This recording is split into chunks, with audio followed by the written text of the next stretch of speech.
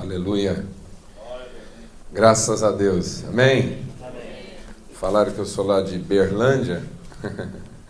Então eu queria que você declarasse para o seu irmão aí: Deus é bom. Só Deus é bom. E a bondade de Deus dura para sempre. Aleluia. Agora você vai falar em mineirês, que é a língua que a gente fala lá em Berlândia. Você diz aí para o seu irmão: Deus é bom. Só Deus é bom. Mas não é bom assim, no seco, não. Tem que dar uma balançadinha assim. Bom. Amém, irmãos? Graças a Deus. É muito bom a gente estar aqui, poder refletir sobre todas essas coisas. Como os irmãos já sabem, meu nome é Paulo Júnior. Eu sou engenheiro civil e sócio da Donep ali em Uberlândia. E também sou pastor na comunidade Sal da Terra. Um trabalho que está ali em Uberlândia já há quase 15 anos, né? Foi formado ali e que tem atuado na plantação de igrejas, também em cooperação com outros ministérios. Mas é uma reunião de líderes, eu quero compartilhar líderes, quero abrir meu coração. Eu quero dizer para os irmãos que eu não vim aqui para pregar, para simplesmente trazer uma palavra, mas eu vim aqui para compartilhar e compartilhar de realidades comuns na sua vida, na minha casa. Tudo aquilo que eu vou estar compartilhando com os amados aqui é relevante para a minha vida pessoal, é aquilo que eu e a minha casa temos meditado diante do Senhor, temos entendido como desafio da parte de Deus para cumprir realmente aquilo que é o desígnio, o propósito de Deus para a nossa vida. Tudo que nós queremos, você como líder, eu acredito que é o que você quer também, é cumprir o desígnio de Deus, é alcançar aquilo que é o propósito estabelecido por Deus na eternidade para a sua vida, cumprir bem o seu ministério. E cumprir bem o seu ministério dentro da Donep, dentro daquilo que são os princípios e os valores defendidos por essa associação. Então, é muito importante a gente refletir sobre princípios, sobre valores. Tudo que eu quero compartilhar com você é realmente sobre princípios e valores. Talvez até por causa da minha formação como engenheiro civil. A minha mulher, às vezes, tem que me chamar a atenção, porque quando eu chego numa casa, às vezes a gente vai visitar uma família de amigos ou estar com alguém, e aí chegamos numa casa e a minha maneira de elogiar a casa das pessoas é dizer: olha, mas sua casa é muito boa, foi bem construída, né? As paredes são bem assentadas, não tem trinca, o piso foi bem assentado, as juntas estão bem feitas. E a mulher fica falando: não, isso não é coisa de falar para os outros, né? Porque ela já gosta muito de decoração e de arrumação. Mas é porque é o que me chama a atenção. E eu percebo que muitas vezes, porque os fundamentos de uma construção não foram bem lançados, elas apresentam defeitos crônicos, que depois você nunca mais consegue corrigir. Então, às vezes, a gente tem que comprar um quadro maior para esconder uma trinca, temos que encostar um sofá na parede para esconder um mofo, temos que comprar um tapete grande para poder esconder que o piso foi mal assentado, mal rejuntado, e assim por diante, não é verdade? Então, eu tenho entendido que, muitas vezes, no reino de Deus, as pessoas não atentam para princípios, para os fundamentos sobre os quais elas estão firmadas e não meditam sobre isso. Nós temos muitas vezes uma ideia equivocada de poder e de autoridade, porque muitas vezes nós estamos condicionando poder e autoridade apenas à capacidade. E aí a nossa ideia de poder é incremento de força. Nós estamos querendo mais poder, então nós pensamos em incrementar a força. E a palavra de Deus diz que o poder de Deus estaria revelado na nossa vida na medida em que meditássemos na sua palavra. Quando Deus mandou Josué conquistar a terra, vencer os seus inimigos, Deus não deu a ele um incremento de força. Deus deu a ele o caminho para que ele fundamentasse bem os princípios do reino de Deus na sua vida, de modo que tudo quanto ele fizesse pudesse ser bem sucedido. Paulo diz que o poder de Deus na vida dele era diretamente proporcional à sua falta de força. Então, na medida em que ele perdia força pessoal, ele ganhava em poder, porque ele conhecia cada vez mais os princípios do reino de Deus na sua vida. Há uma palavra que no meio evangélico ela tem sido quase que assim expurgada, uma palavra quase que ignorada, que é meditar. Os crentes, de modo geral, não gostam de meditar. Então, se marcar um culto de libertação, um culto de prosperidade, um culto de curas e milagres, as pessoas vão estar lá. Mas se alguém marcar uma reunião de meditação, os irmãos são capazes de pensar, bom, então o líder lá, ele debandou, ele virou nova era, ele ficou zen, porque meditação não é coisa de crente. Olha, mano, a palavra de Deus diz que o homem de sucesso, o homem que prospera, é aquele que medita na palavra de Deus, porque aí tudo quanto ele faz é bem sucedido. Deus diz para Josué, você medita na minha palavra, para que quando você for fazer alguma coisa, você faça segundo aquilo que eu disse que é para você fazer. Então é muito importante nós estarmos meditando, e é isso que eu quero com os irmãos aqui nessa manhã, meditar sobre alguns princípios de liderança. E o que nós vamos estar abordando aqui hoje é sobre identificando, reconhecendo e vencendo as tentações da nossa vida como líderes. Todos nós aqui estamos sujeitos a tentações. Como é que nós podemos enfrentar uma tentação sem nos desviarmos daquilo que é o propósito original de Deus para a nossa vida? Como é que eu posso passar por um vale de tentações e não me corromper? Há um desafio hoje na Donep no sentido de manter vivos os valores que estabeleceram essa fundação, essa associação. Mas em qualquer outra área da sua vida, na sua vida profissional, na sua vida conjugal, na sua vida familiar, na sua vida lá de trabalho, de relacionamento com os amigos, na sua vida na igreja, nós estamos sujeitos a tentações. E toda tentação, é importante nós entendermos isso, toda tentação tem um único objetivo, nos desviar daquilo que é o propósito original de Deus para a nossa vida. A tentação vem para nos corromper, vem para mudar o nosso rumo, vem para mudar o nosso objetivo, vem para nos desviar daquilo que é o desígnio de Deus para a nossa vida. Então é muito importante eu saber reconhecer e saber como vencer essas tentações na minha vida. Jesus passou pelo seu momento de tentação, o momento em que Satanás veio contra ele para desviá-lo do seu propósito. E não se iluda, foi um momento permitido e providenciado por Deus. Jesus, quando enfrentou tentação, ele não estava à mercê do acaso. A palavra de Deus diz que foi o Espírito de Deus que o levou ao deserto para ser tentado. Para que Jesus, como Filho de Deus, pudesse confrontar, reconhecendo e vencendo as suas tentações pessoais. Então não se iluda, o Espírito de Deus, para que você seja um líder eficaz, para que você seja um líder bem-sucedido, o Espírito de Deus vai permitir, vai conduzir você a situações em que você será tentado, para que você possa identificar isso, vencer isso e fundamentar, arraigar ainda mais e fortalecer ainda mais aquilo que são os princípios da sua vida e que levarão você a alcançar o desígnio estabelecido por Deus, o objetivo estabelecido por Deus na sua vida, na sua casa e no seu ministério. Amém? Então nós queremos meditar sobre isso. Vamos ter uma breve palavra de oração agora. Deus de graça, Deus de bondade, Deus de virtude, vem mesmo sobre a nossa vida agora, unge-nos, Senhor, derrama do Teu Espírito Santo. Ó Deus, toca agora o nosso entendimento, nosso coração, nossa mente, para que, ó Deus, nós estejamos totalmente abertos para a instrução eficaz do Espírito Santo na nossa vida, para que a Tua palavra seja viva e eficaz no nosso coração. Em nome de Jesus. Amém. Reconhecendo e vencendo as tentações da nossa vida, para que nós possamos exercer uma liderança eficaz, para que nós possamos cumprir aquilo que é o desígnio, aquilo que é o propósito de Deus para a nossa vida, para que nós possamos atingir o alvo. Amém. Eu queria que você abrisse a sua Bíblia lá em Hebreus, no capítulo 4. Hebreus, no capítulo 4, verso 14. Diz assim: visto que temos um grande sumo sacerdote, Jesus, o Filho de Deus, que penetrou nos céus, retenhamos firmemente a nossa confissão. Diga comigo, retenhamos firmemente a nossa confissão.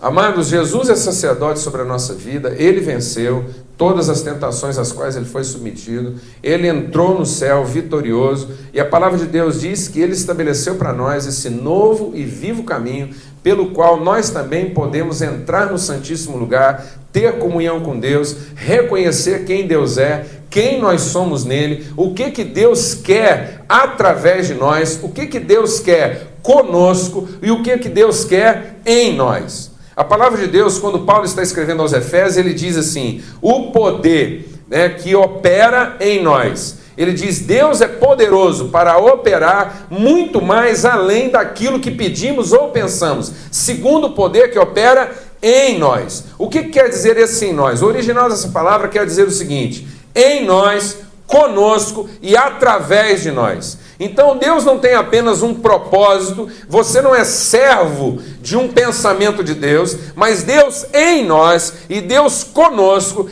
quer através de nós cumprir um propósito. Então é uma relação de identidade, ela é uma relação de intimidade e uma relação de responsabilidade. Então Deus é o nosso Deus, é o Deus que é em nós, é o Deus que é conosco, nós somos um nele, somos um com ele, para que ele, através de nós, possa atingir aquilo que é o seu desígnio. Não é apenas o desígnio dele, mas é o desígnio dele em nós e é o desígnio dele conosco. Então, Cristo é o mediador dessa aliança. Essa aliança de perfeita identidade com Deus, de perfeita afinidade com aquilo que é a identidade de Deus e o seu desígnio em nós e conosco. Então Jesus é o sacerdote, ele venceu todas as coisas para que nós possamos reter firmemente aquilo que é a nossa confissão, aquilo que é a nossa convicção, aquilo que é a nossa certeza, aquilo que é o desígnio de Deus para a nossa vida. Pois não temos um sumo sacerdote que não possa compadecer-se das nossas fraquezas. Então Jesus é o sacerdote que vem ministrar a nós para que você não se desvie, mas para que você conserve firme aquilo que é o desígnio de Deus para a sua vida. Mas ele não é um sacerdote distante, alheio, indiferente, que não se compadece das suas fraquezas, das suas fragilidades, mas ele as conhece todas, ele vivenciou as nossas tentações, como diz a palavra de Deus. Porém, um que, como nós, em tudo foi tentado, mas sem pecado. Diga comigo, que como nós, em tudo foi tentado. Então, amado, eu quero te dizer o seguinte: todo pecado tem uma boa explicação, mas nunca uma justificativa. Nós podemos explicar todos os nossos pecados, mas não podemos justificá-los. Então muitas pessoas às vezes estão usando suas fraquezas para justificar seus pecados, porque não sabem reconhecer a natureza das suas tentações e não sabem confrontá-las segundo a palavra de Deus.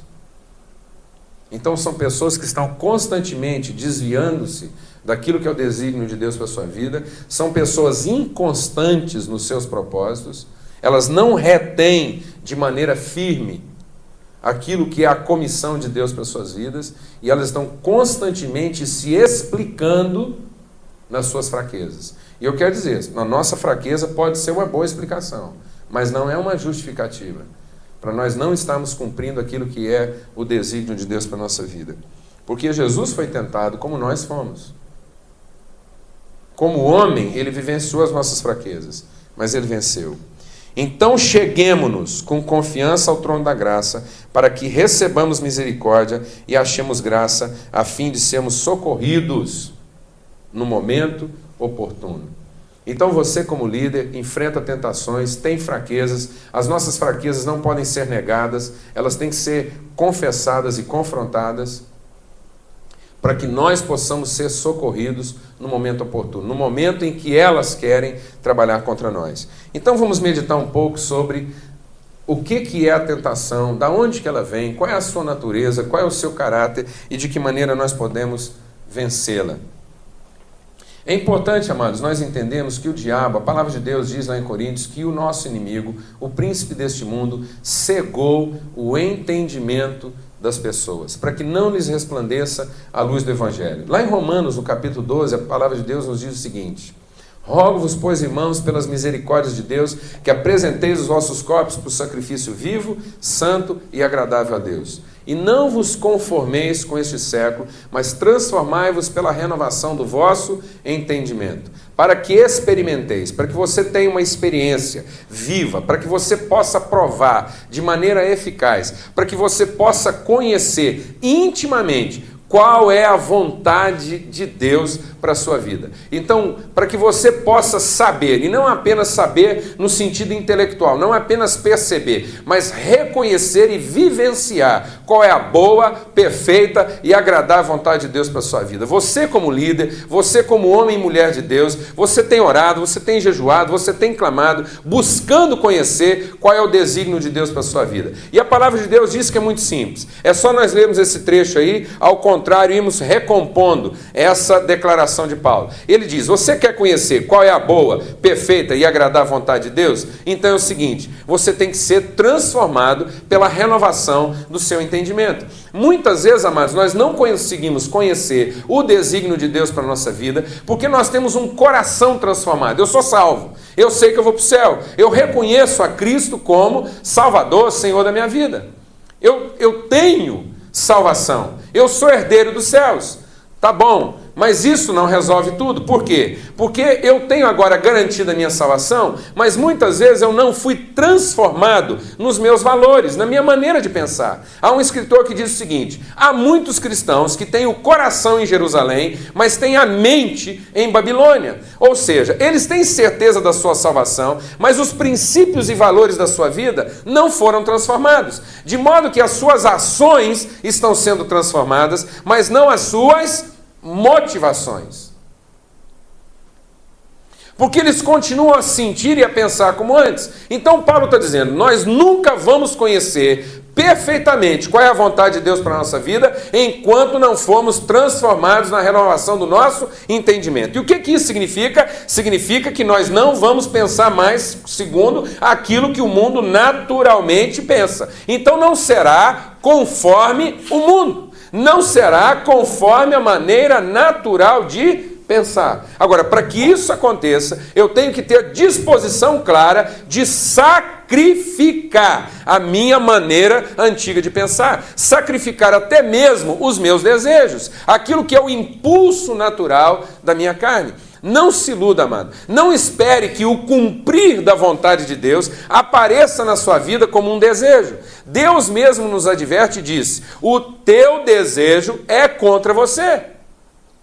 Muitas pessoas não conseguem ser firmes no seu propósito porque ainda estão à mercê dos seus sentimentos. Então elas estão orando para que Deus mude o sentimento delas. E Deus não quer mudar o seu sentimento. Deus quer mudar a sua atitude. Porque a palavra de Deus nos adverte que o nosso sentimento, até o último dos nossos dias, ele será contrário àquilo que o Espírito de Deus quer operar através de nós.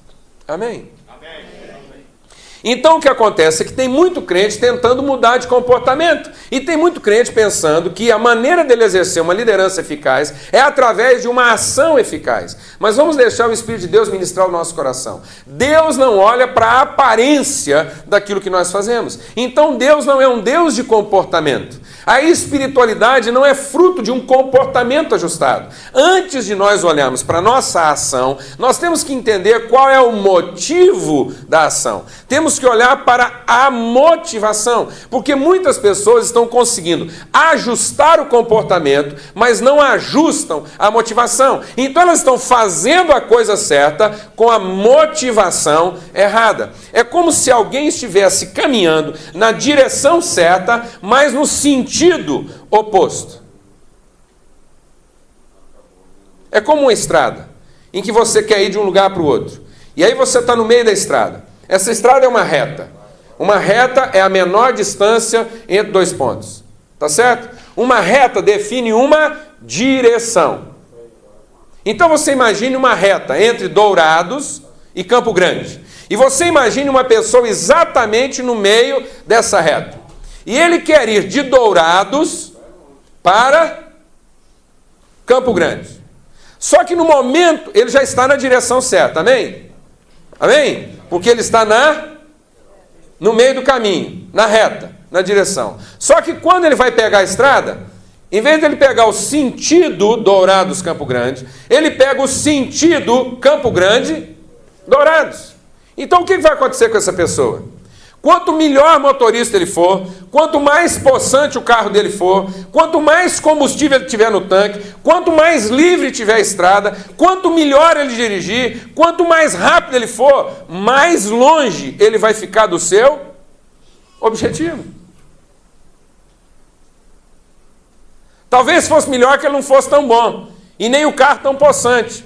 Talvez fosse melhor que o carro dele quebrasse. Porque ele ia falar com o mecânico assim, arruma logo meu carro que eu preciso chegar logo em Campo Grande. E o cara ia falar para ele, mas você está indo para Dourados?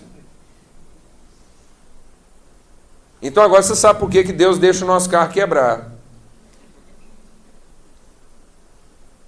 Porque às vezes você está na direção certa, fazendo a coisa certa, mas no sentido errado.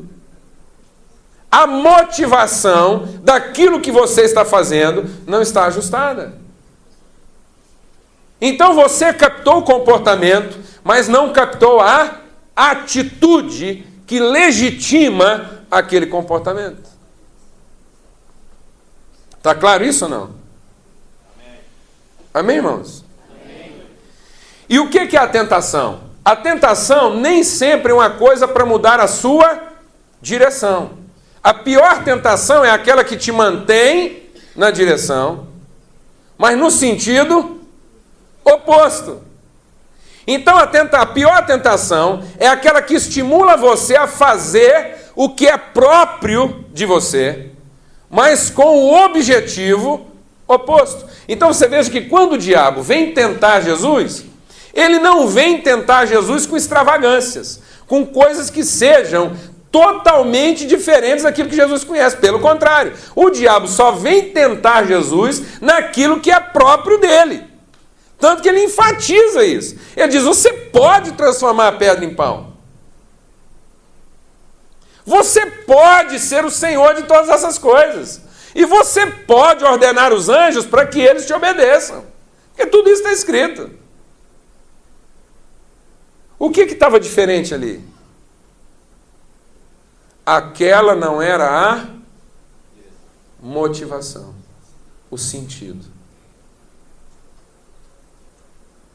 Não foi com esse sentido que Jesus foi enviado. Não era essa a motivação no coração de Deus. Está claro isso, irmãos? Você consegue entender isso? Então a pior tentação que você vai enfrentar na sua liderança é aquela que não tira você da direção. Você continua fazendo as mesmas coisas que você está acostumado e que você é capaz de fazer. Só que alguma coisa dentro do seu coração mudou. A sua motivação. Esse é o grande desafio no ministério. Porque muitas coisas ficam corrompidas não porque as pessoas começam a fazer algo diferente. É porque elas começam fazendo as coisas que estavam acostumadas a fazer, mas a sua motivação já não é mais a mesma. Está claro isso? Então a tentação vem para desviar você do propósito. Desviar como? Mudando o sentido, mudando a motivação com que você fazia antes. Vamos entender isso melhor. Vamos deixar isso mais claro na nossa vida. A palavra de Deus diz lá em João 15, diz assim, não foram vocês que me escolheram, Jesus diz, mas foi eu que escolhi vocês para que vocês vão e deem fruto. Jesus diz, não foram vocês que me escolheram, mas eu vos designei. Então o desígnio de Cristo, o desígnio de Deus, o propósito, o apontamento, a direção e o sentido. Para você atingir um alvo, nós precisamos de direção e sentido. Não é suficiente só a direção. É preciso direção e sentido. Então o apontamento, o desígnio, a direção e o sentido de Deus qual é? Dar fruto. Frutificar. Qual foi a primeira palavra que o homem ouviu logo após ter sido criado? Qual foi o som que ele ouviu da boca de Deus e que veio e abriu o seu tímpano? A primeira palavra, o primeiro som que veio lá penetrar, desvirginar o seu ouvido, qual foi? Qual foi, irmãos? Qual foi? Frutificai. Amém?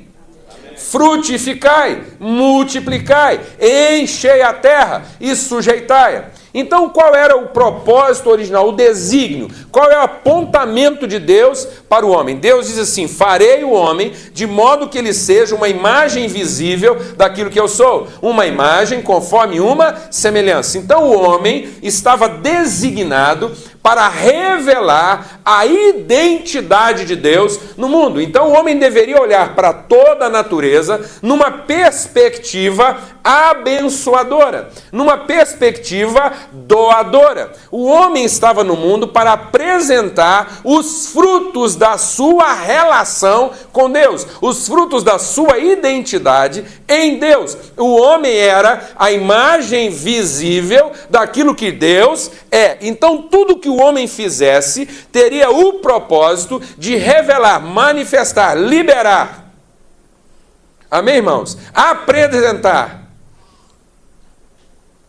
Apresentar, fazer escoar na natureza aquilo que Deus é. Amém? Amém? Frutificar os frutos dessa relação. Então, toda vez que o homem olhasse para o mundo, o homem deveria olhar para o mundo numa perspectiva, num sentido doador.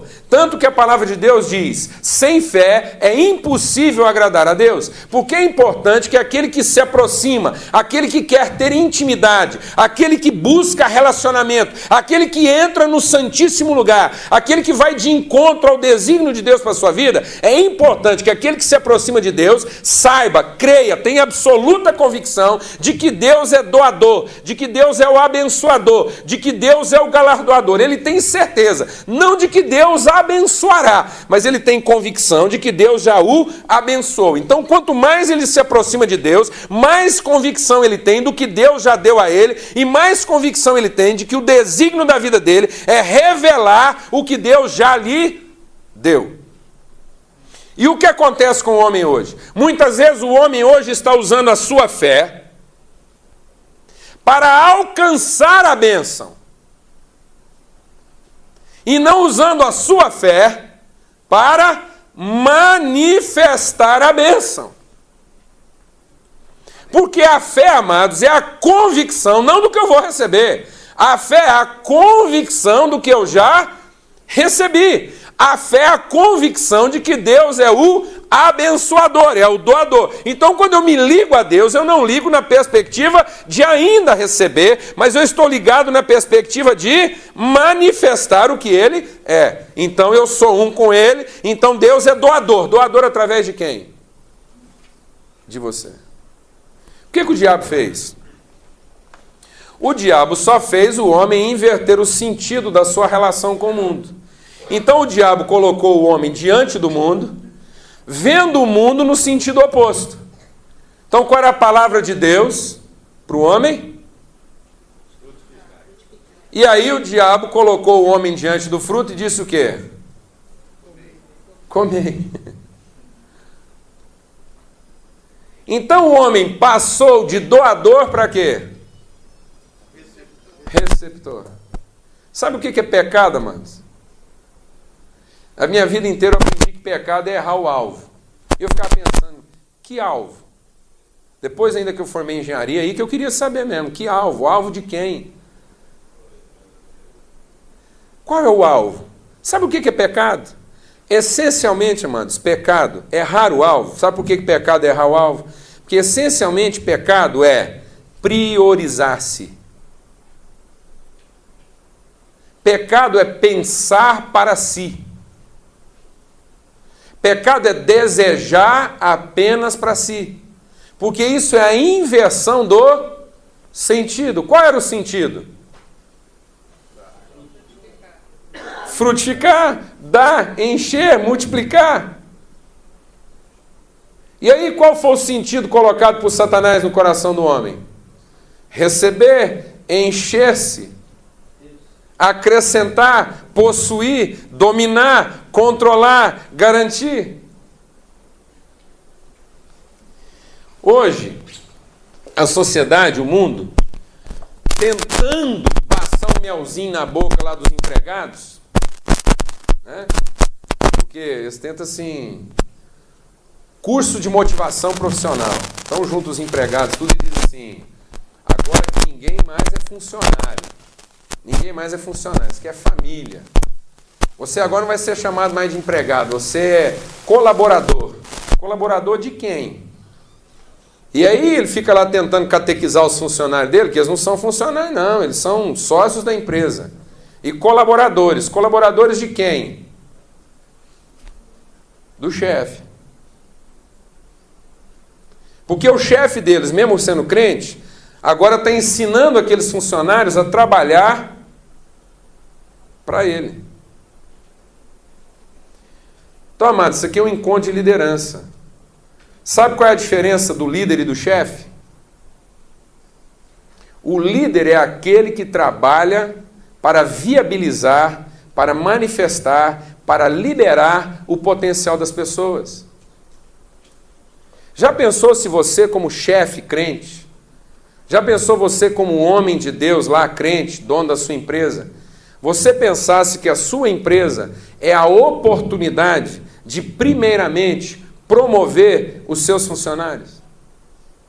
Que, na verdade, Deus deu a você uma empresa que viabilize na sua vida a possibilidade de promover todas aquelas pessoas na sua qualidade de vida, na sua condição de trabalho, na sua condição familiar. Mas o que nós fazemos muitas vezes? Mesmo crentes, nós ficamos o dia inteiro convencendo aqueles funcionários, ainda vamos orar. Oh, Deus, me ajuda a transformar a vida daqueles homens, para que eles aprendam a me obedecer.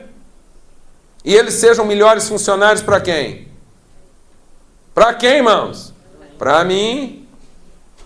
Então, mas muitas vezes nós não estamos evangelizando pessoas para Deus. Nós estamos evangelizando pessoas para quem? Para nós. Porque, primeiramente, não queremos que elas se convertam a Deus, queremos que elas se convertam a quem? A nós. Quanta mulher está orando aí para que o marido dela se converta a Deus? A ela, para tornar a vida dela mais fácil. Quantos homens querendo que a mulher se converta a Deus? Não a ela. Maridos que querem que as mulheres se convertam a Deus? Não a ele. Os filhos se convertam a Deus? Não, a nós. Para tornar a nossa vida mais fácil, com menos preocupação. Líder, amado, é aquele que influencia, é aquele que dá o exemplo. Líder é aquele que dá referência de serviço, é aquele que promove as pessoas e é aquele que libera na vida das pessoas o dom de Deus.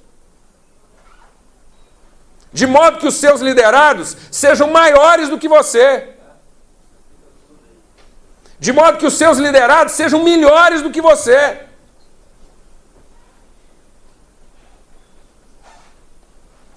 Amém?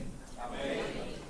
De modo que você possa dizer a eles, vocês farão coisas maiores do que a que eu fiz.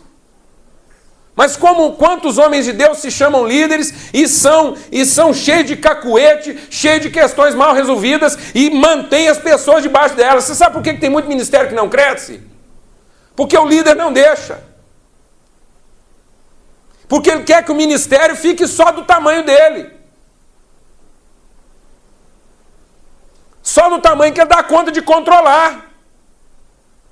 Porque ele não é líder. Ele é chefe.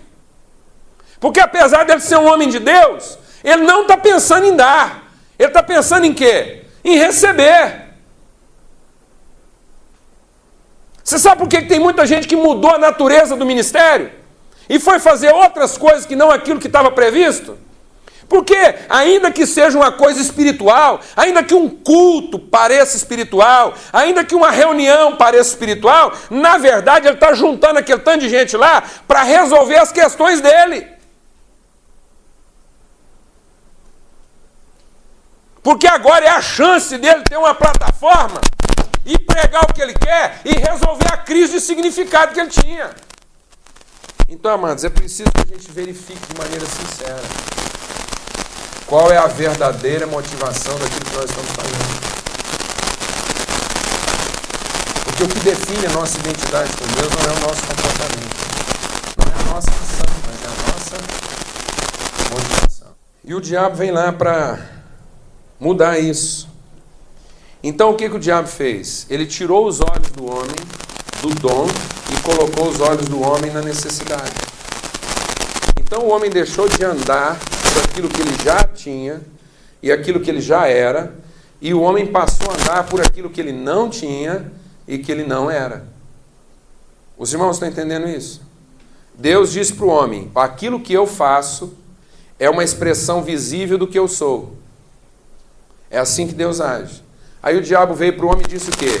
No dia em que você fizer, então você será. Simples.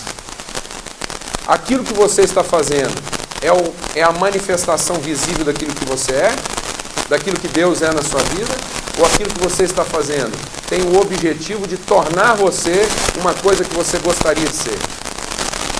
Então, amado, se eu estou agindo movido pela necessidade, então eu não conheço o dom, eu não conheço o amor, eu não conheço o que Deus já me deu.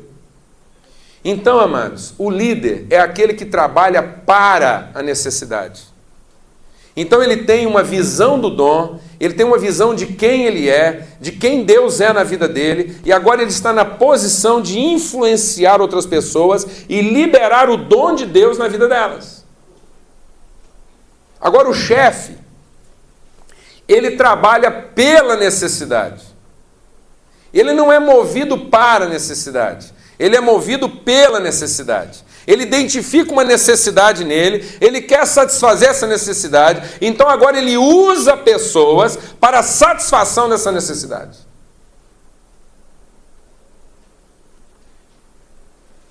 Então eu quero te fazer uma pergunta, que faz a diferença entre dom e necessidade. Na vida, você que é líder, homem e mulher de Deus, você é pão ou você é fome? Na vida, você é água, fonte ou sede? O que está nos motivando a fazer as coisas, amados? Porque nós identificamos que somos pão, conhecemos o dom de Deus na nossa vida e agora somos movidos para a necessidade daqueles que ainda têm fome. Ou estamos fazendo as coisas movidos pela nossa própria fome, tentando satisfazer através dos outros as nossas próprias necessidades. Receber deles reconhecimento. Receber deles salário. Tem muito líder que desiste do propósito de Deus na vida dele, sabe por quê? Porque não recebeu o reconhecimento que esperava. Eu estou falando alguma bobagem aqui? Não. Ah, você sabe por que eu desisti lá do meu trabalho? É porque eu dei o sangue, eu me matei. Olha, você não sabe o que eu tenho passado nessa casa aqui. Eu dei tudo para minha família. Eu dei tudo para esse homem, eu dei tudo para essa mulher, mas que ninguém me reconhece, não. Amada, a palavra de Deus diz que aquele que trabalha pelo salário, o que ele recebe é dívida. E há muitas pessoas trabalhando para tornar os outros e a Deus devedores de obrigações a eles. Então, quando essas pessoas chegam a receber alguma coisa, não é bênção, é dívida. Mas aquele que trabalha movido pela convicção do que já recebeu, tudo que ele recebe é dádiva. Amém? Amém. Já que contaram a história do porquinho, eu vou contar a história do porquinho 2. Segunda parte.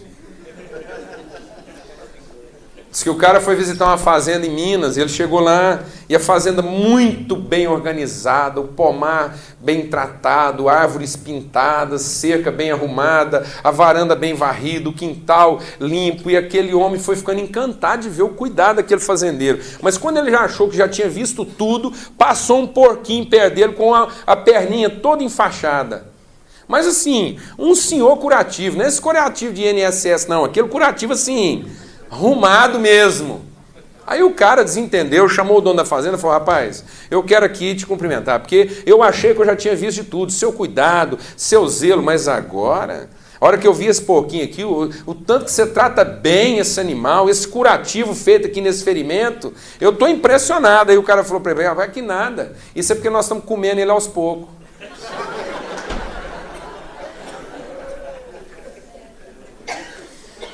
Amada, eu vou te dizer uma coisa, tem muita gente que não está procurando uma esposa. Fala que ama, mas ele não está procurando uma esposa. Sabe o que ele está procurando? Um porquinho. Para ele ir comendo aos poucos. Tem muita mulher que não está procurando marido, não. Sabe o que ela está procurando? Um porquinho. Aí ela trata ele bem. Arruma a casa, tudo arrumadinho. É para tratar bem o porquinho, porque ela não quer que ele morra antes da hora, porque ela precisa comer dele aos poucos. Tem muito homem aí se matando para tratar bem a família. Você acha que é porque ele ama a família? Não, não. É pelo que a família vai retornar a ele em termos de reconhecimento. E aí é quando a família não retorna, o que acontece com esse homem? Ele se deprime, ele frustra, ele chuta, ele troca por outra. Tem muita mulher esgotada, por quê? Porque ela fez de tudo para tratar bem a família, esperando que no final ela fosse receber o quê? Salário, não o salário de dinheiro, mas o salário do reconhecimento, da devoção. Aí ela não recebe. Ela se sente o quê? Ultrajada.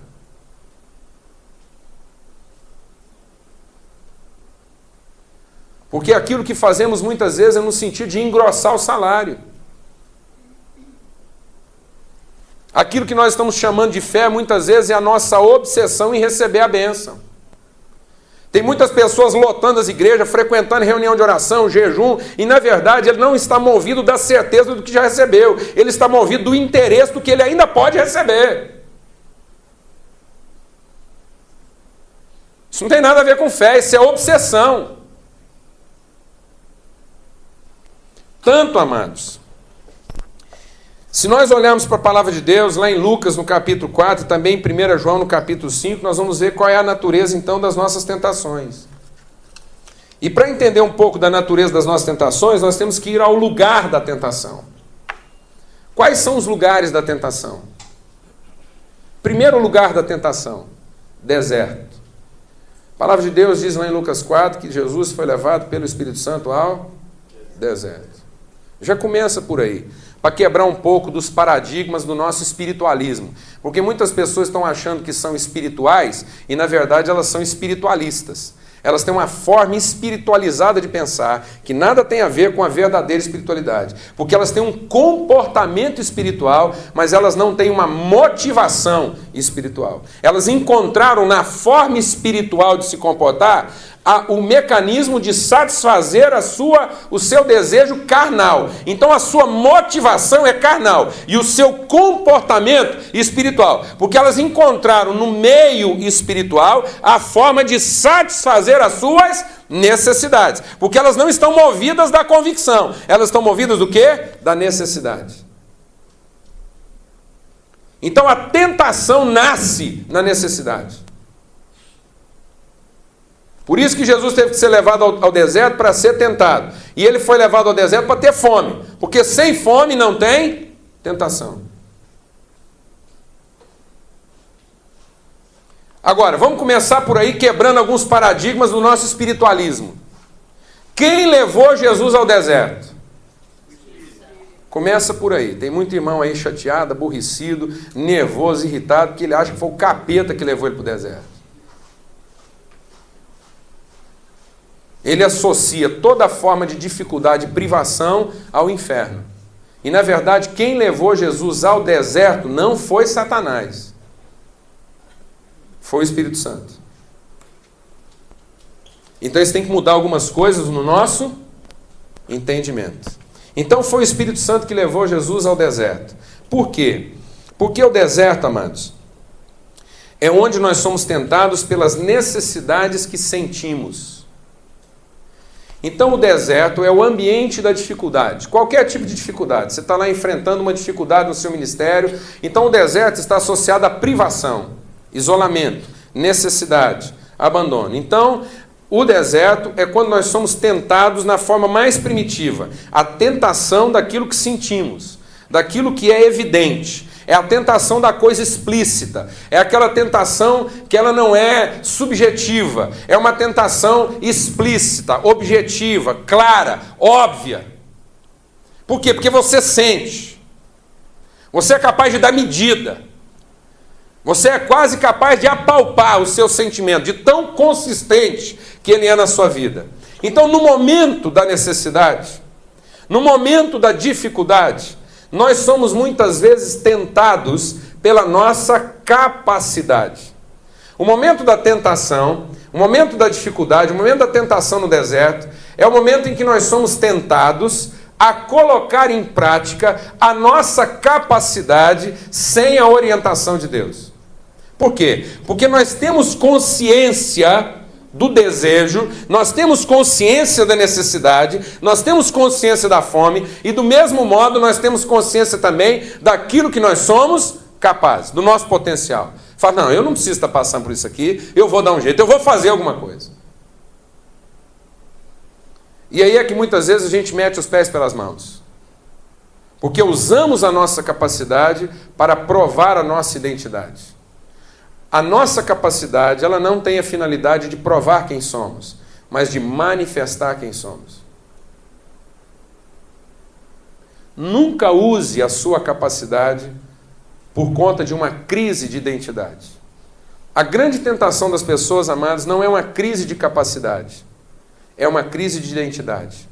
E muitas vezes, quando nós não temos o resultado que nós esperamos, nós somos levados a pensar que não somos o que pensávamos. Por quê? Porque o diabo nos ensinou a pensar o quê? No dia em que você fizer, então você será. Aí você faz. Não tem o resultado que você esperava? O seu primeiro pensamento é de que você não tem capacidade? Não, o seu primeiro pensamento é de que talvez você não seja quem você pensava. Ou pior, de que as pessoas pensem de você o que você não é. Por que tem muita mulher cansada, muito marido aí estressado? Porque ele não viu na família o resultado que ele esperava, então ele está duvidando se ele é a pessoa que ele pensava ser, ou se a família de fato o reconhece como de fato ele é. E aí qual é a tentação dele? Mudar apenas o comportamento, insistindo na sua capacidade. Sendo que talvez fosse a hora dele não fazer nada, buscar a direção de Deus. Geralmente, quando as pessoas estão em apuros, eles dizem o quê? Eu tenho que fazer alguma coisa. Mas você já parou para pensar que talvez você só está em apuro por conta do que você já fez até agora?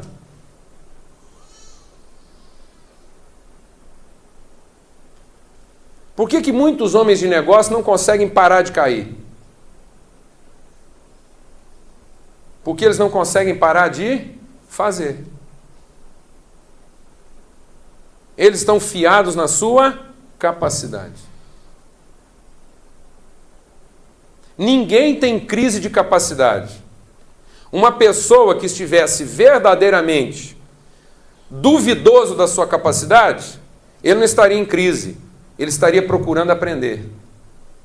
Quando eu tenho consciência de que eu não sou capaz, verdadeira consciência de que eu não sou capaz, eu vou aprender com quem é mais capaz do que eu.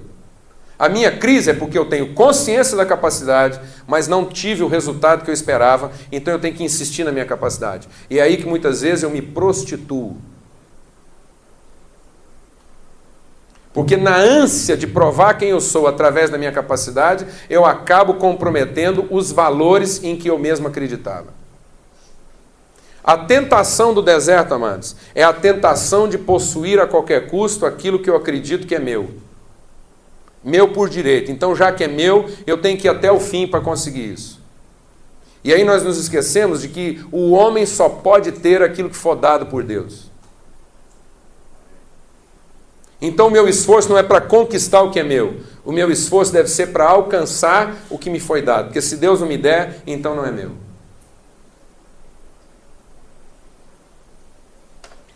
Amém? Amém. Nesse sentido, as pessoas têm a tendência de se corromperem com ativismo. Então, um homem que está lá no deserto, tendo dificuldades, enfrentando privações e consciente da sua capacidade, ele é tentado no desejo, ele quer muito aquilo, ele não vê limites para aquilo que ele quer, então ele se torna uma pessoa ativista, ninguém encontra ele. Ele abre mão do relacionamento, ele abre mão dos valores confessados.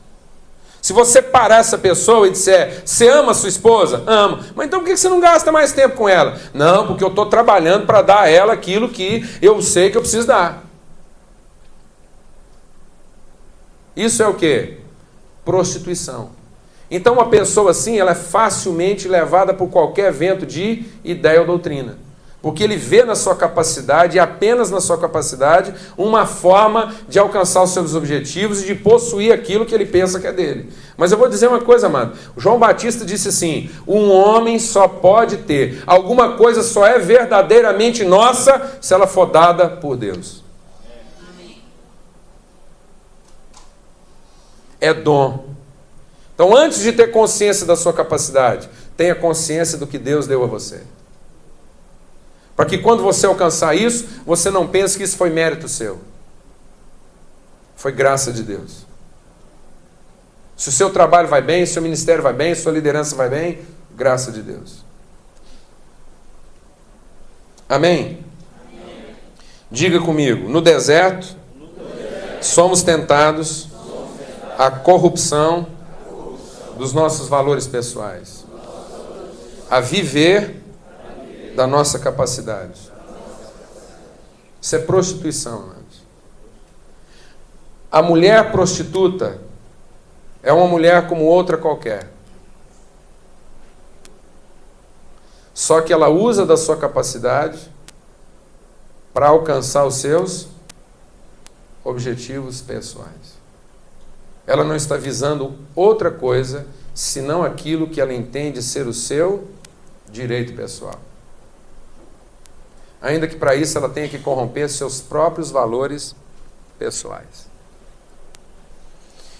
Segundo lugar da tentação. E agora é o choque, né? Porque aqui o nosso espiritualismo é confrontado. Vamos deixar o Espírito de Deus ministrar o nosso coração. Quem levou Jesus para o deserto? E quem levou Jesus para o monte?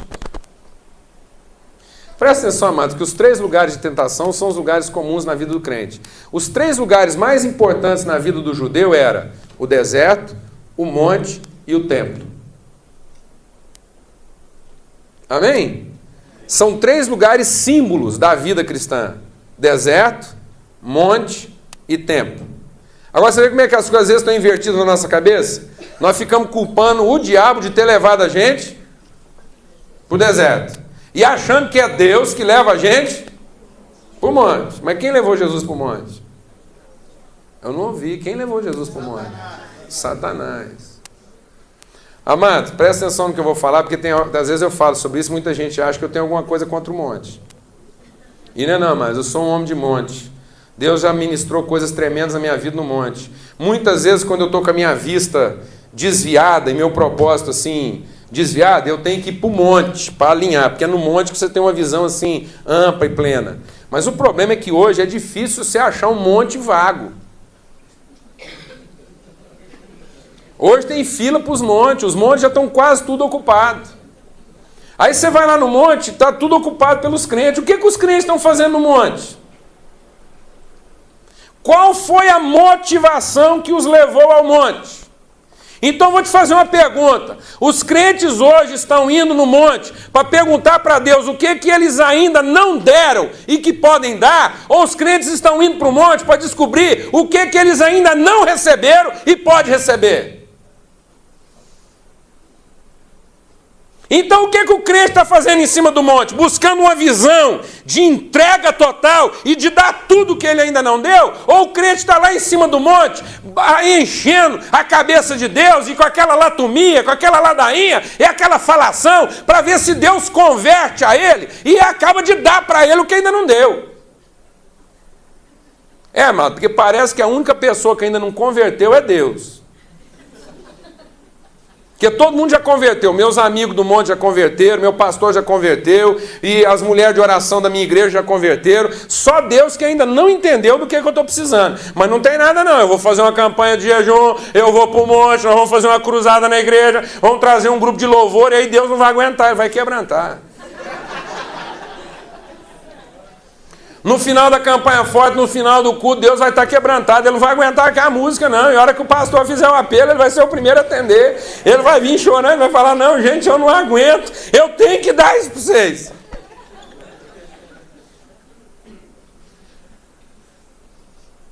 Amados, as nossas práticas espirituais não são para mudar o coração de Deus.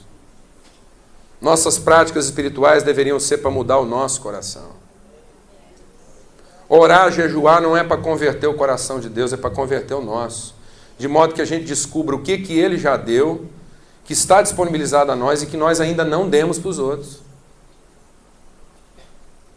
Então, o monte não é lugar de pensar no que podemos receber. Porque o diabo levou Jesus para o monte para quê? Para mudar o sentido da vida dele. E falar, agora fica aqui em cima do monte e veja o que você pode receber. Então há muitos crentes sinceros que estão no monte não levados por Deus, mas levados por quem? Pelo espírito de Satanás. Porque não vislumbram o que podem dar. Estão vislumbrando aquilo que ainda podem receber. Então no monte nós somos tentados pelas necessidades que pensamos ter. No deserto somos tentados pelas necessidades que sentimos. São explícitas, são evidentes. É a fome, é o frio, é a fraqueza, mas no monte não. O que leva as pessoas para o monte é o automóvel, é a casa, é o emprego. São necessidades explícitas? Não, são subjetivas. Ele pensa que tem. Ele pensa que precisa ganhar mais, ele pensa que precisa de uma casa melhor, ele pensa que precisa ter um carro mais novo, ele pensa que precisa ser promovido. Então aquilo não é uma necessidade real, é uma necessidade subjetiva. Porque são necessidades que não têm tamanho. A fome não, você comer um prato de comida, acabou. Mas automóvel, isso não tem tamanho. Casa, isso não tem tamanho. Sucesso da empresa, isso não tem tamanho. Então são as necessidades que eu penso ter. Então o monte é o lugar da oportunidade. Se no deserto eu fui tentado pela dificuldade, no monte eu sou tentado pela oportunidade. E tem muitos irmãos se desviando do desígnio de Deus pela sua vida, pelo seu senso de oportunidade. Amados, oportunidade é uma bênção. A palavra de Deus diz que a oportunidade passa pelo justo, o dia da oportunidade. E o homem sábio é aquele que sabe aproveitar a oportunidade. Mas tem gente que transformou a oportunidade em oportunismo. Ele criou a religião da oportunidade. E aí, se lá no deserto nós somos tentados à prostituição, à corrupção dos valores que confessamos, lá no monte nós somos tentados ao adultério. Porque há uma diferença. Deus diz que há diferença entre a mulher prostituta e a mulher adúltera. Por quê? Porque Deus diz que a prostituta é aquela que se corrompe pelo pão. Mas a adúltera é a mulher casada, que tem quem cuida dela, e que se corrompe pela vaidade, pela cobiça, pela ganância, não vê limite no seu desejo. A prostituta é aquela que está se prostituindo por um desejo explícito, mas a adúltera não, ela é gananciosa. Então lá no deserto o cara está lá lutando pelo que ele pensa que é dele. Lá no monte, ele está lutando pelo que é dos outros e que ele acha que deveria ser dele. Então ele não está contente com o que é seu. Ele quer possuir também o que é dos outros.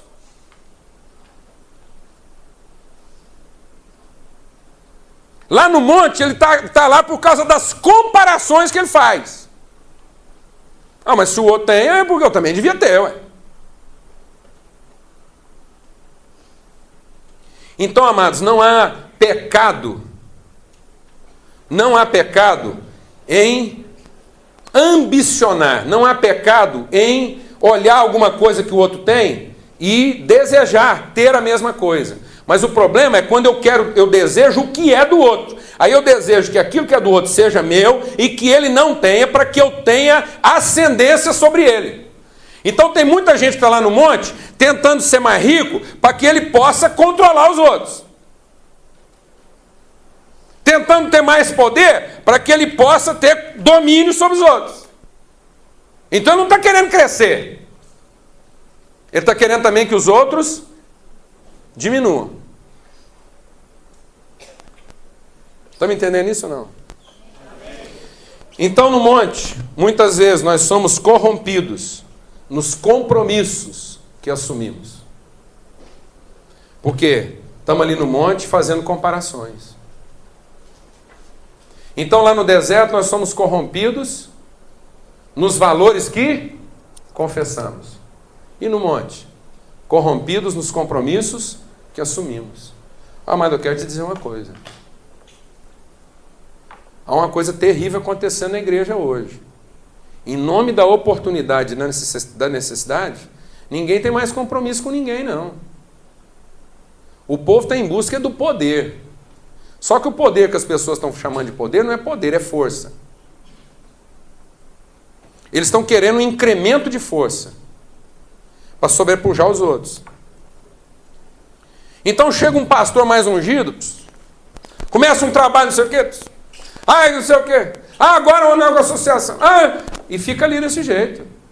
Eu tenho falado para os irmãos lá da minha igreja, eu falo, você faz um favor, o dia que você mudar para uma cidade, porque o cara muda de cidade, o crente, aí ele fica ali, ele faz um tour evangélico. Aí depois que ele fez o tour, ele faz uma listinha, ele fala, igreja boa que é lá, pá, aquilo tem uma banda lá, um coral, pastor, ministério, negócio é ungido, a palavra do fogo é lá que eu vou ficar.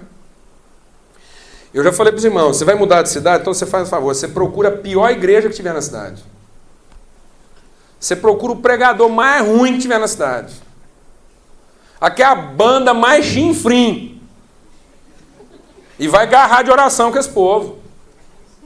E vai lá ver dentro desse ministério o que você tem que pode ser dado a eles. Então você encosta lá no pastor e fala, pastor, sua pregação é ruim, hein? Mas não tem nada não, irmão. Nós vamos agarrar aqui de oração, você achou um companheiro de oração. E nós vamos buscar, porque Deus tem promessa para sua vida. E pode ser a pregação mais chinfrim, você está lá desanimado, mas eu vou ser o primeiro do banco, e eu vou nos seus apelos, e eu vou junto com você, e vou chorar com você. Porque eu não vim aqui para receber, eu vim aqui para dar para você.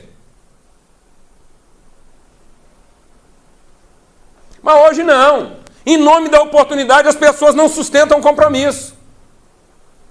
Então tem homem e mulher aí que não estão casados um com o outro, estão casados com um casamento. Tem gente que acredita tanto no casamento e está à procura de um casamento bem-sucedido que é até capaz de largar o cônjuge para ficar com o casamento. Não, eu vou salvar meu casamento. Como? Eu vou largar minha mulher. Né? Tem condição, porque com a mulher dessa não vai virar mesmo. Então, e eu acredito em casamento. Tem gente que acredita tanto em casamento que já casou 5 vezes. Ele está procurando uma esposa? Não, mas ele está procurando um casamento. E em nome do seu ideal, ele não tem compromisso com ninguém. Ele está procurando uma companheira? Não, ele está procurando uma oportunidade.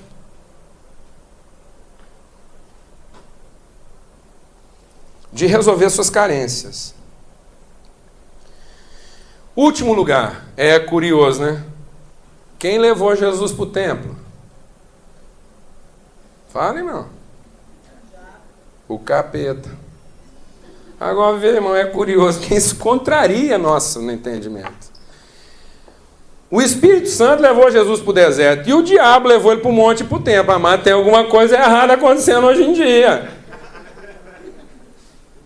Será que todo mundo que está no templo foi levado pelo Espírito Santo? Muitas vezes as pessoas estão no templo, amado, não movidas pelo Espírito de Deus, mas movidas pelas suas necessidades. Não estão querendo se identificar com Deus e serem doadoras, estão querendo manter a sua posição de receptoras. São receptores permanentes. Tudo que fazem na sua vida devocional está voltado para elas mesmas. Então, amados, no templo é onde nós somos tentados pela soberba, a arrogância. Então, quer dizer uma coisa em nome de Jesus: o deserto é a tentação da privação, o monte é a tentação da oportunidade e o templo é a tentação do sucesso. Muitas pessoas estão no templo querendo Deus para sócio, para garantir o sucesso pessoal delas. Elas querem divinizar o seu sucesso. Pensando que são espirituais, elas são místicas. Elas vivem o misticismo da espiritualidade e acham que agora Deus vai garantir o patrimônio delas. Antes de ter compromisso com o nosso patrimônio, amados, Deus tem compromisso conosco e com as pessoas. Deus tem compromisso com gente. E se for preciso Deus queimar todo o nosso patrimônio para alcançar todas as pessoas que Ele quer, Ele vai fazer isso. Eu tenho dito para os irmãos, tem uns irmãos aí deixando o anjo para tomar conta de automóvel e carro e casa. O cara sai e larga um anjo tomando conta do automóvel dele. Ele vai sair e larga um anjo tomando conta da casa dele. E eu vou te explicar um negócio. Aí depois ele não entende. Como é que ele largou um anjo tomando conta do automóvel dele e o ladrão conseguiu passar na greta lá, naquele buraquinho, entrou e saiu, roubou o toca-fita e nem não arranhou. Mas não pode, esse ladrão era mágico. Ele não entende como é que o bandido entra no automóvel, sai a 120 por hora, perseguição policial, faz uma curva, capota o carro, rebenta tudo e o cara sai de lá sem nenhum arranhão. Ele fala, gente, sabe o que foi? Sabe por que esse bandido não machucou? Sabe não? É por causa do anjo que você colocou lá tomando conta do seu carro. Porque anjo não foi treinado para tomar conta de carro. Ele foi treinado para tomar conta de gente. E na hora que o anjo teve que escolher entre preservar o seu carro e preservar o ladrão, ele não teve dúvida.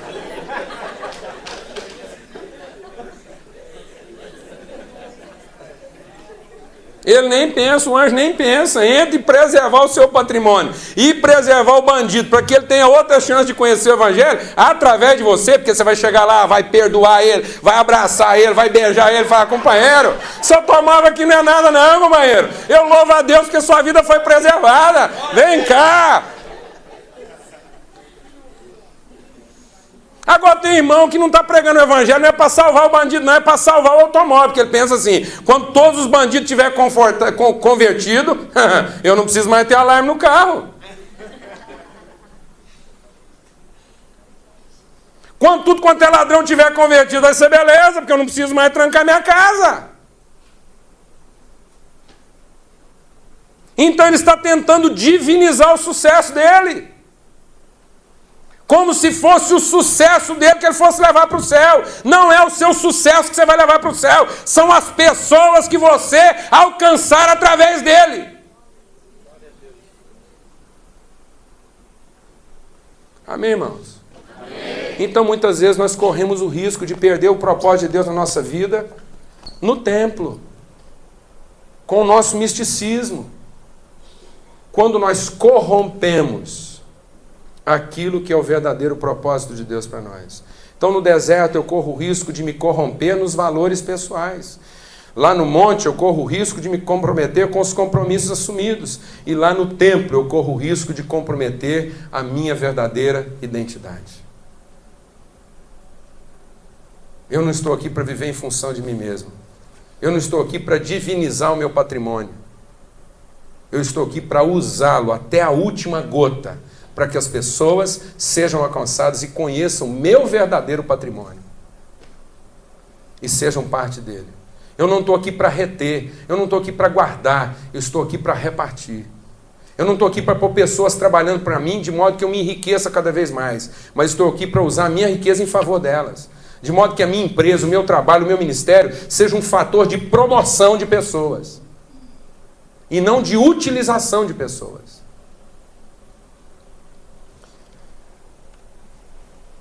Amados, a tentação no templo é que nós deixamos de ser contábeis às pessoas. Nós não queremos dar mais satisfação para ninguém e nem para Deus. nós nos tornamos senhores de nós mesmos e dos nossos próprios objetivos. E aí nós queremos que Deus trabalhe para nós. Tem muita gente que diz, irmão, de madrugada é melhor, porque a fila é menor.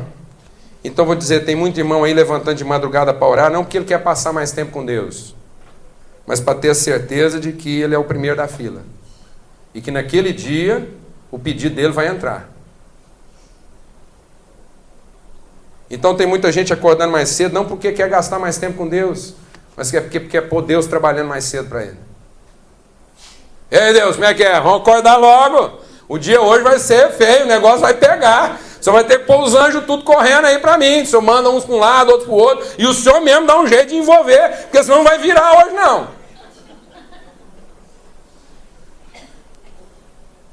Nos tornamos senhores da nossa vida. Então, amados, que o nosso deserto seja um lugar de não querer comer o pão sozinho. Que o nosso monte seja um lugar da gente ver o que nós ainda não demos e que pode ser dado. E que o templo seja o lugar de estarmos ganhando cada vez mais consciência de qual é o verdadeiro propósito da nossa vida e que ainda pode ser atingido. Ó Deus, eu não quero o pão se eu não puder repartir. Ó Deus, eu não quero a oportunidade que não seja para os outros. Ó Deus, eu não quero a espiritualidade que me faça esquecer de Ti. Amém, irmãos? Amém. Vamos ter uma palavra de oração. Ó Deus de graça e bondade, Senhor, nós queremos conhecer de fato a natureza, a essência daquelas coisas que têm tentado nos desviar de Ti. Mas acima de tudo queremos conhecer a nossa natureza. Quem é o Senhor? Ó Deus, a Tua palavra diz que pelas promessas nós nos tornamos participantes da Tua natureza. As Tuas promessas não são, ó Deus, para que a gente fique aí pensando no que ainda pode receber. As Tuas promessas são para que nós conheçamos quem já somos e o que já recebemos de Ti. Para que nós tenhamos liberdade e disposição e compromisso e empenho em cumprir o desígnio do Senhor para a nossa vida. O Senhor nos designou para frutificar nessa terra e não para comer todos os frutos que essa terra produz. Ó Deus, nós não somos nessa terra consumidores, nós somos doadores. Tua palavra diz que em Cristo Jesus nós somos o último Adão, espírito vivificante. E é isso que nós queremos ser, ó Pai.